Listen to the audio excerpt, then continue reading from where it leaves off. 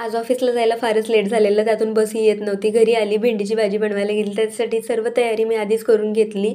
मस्तपैकी मसाला भेंडी बनवून तयार होती. कोणाकोणाला आवडते भेंडी मला नक्की कमेंट करून सांगा. नंतरनं डाळ बनवायला घेतली. त्यासाठी तेलामध्ये जिरे, मोहरी, लसूण, कढीपत्ता, कोथिंबीर, हळद आणि लाल तिखट टाकून घेतलं आणि शिजलेली डाळ त्यामध्ये टाकून दिली. नंतरनं भाकरी बनवायला घेतली. मी इयत्ता 5वीपासून भाकरी बनवते बरं का. आणि भाकरी गोल झाली आणि ती फुगली ना, मला फार आनंद होतो. नंतरनी हे बघा माझं जेवणाचं ताट, या सर्वांनी जेवायला. आज ऑफिसला जायला फारच लेट झालेलं, त्यातून बसही येत नव्हती. घरी आली, भेंडीची भाजी बनवायला गेली. त्याच्यासाठी सर्व तयारी मी आधीच करून घेतली. मस्तपैकी मसाला भेंडी बनवून तयार होती. कोणाकोणाला आवडते भेंडी मला नक्की कमेंट करून सांगा. नंतरनं डाळ बनवायला घेतली. त्यासाठी तेलामध्ये जिरे, मोहरी, लसूण, कढीपत्ता, कोथिंबीर, हळद आणि लाल तिखट टाकून घेतलं आणि शिजलेली डाळ त्यामध्ये टाकून दिली.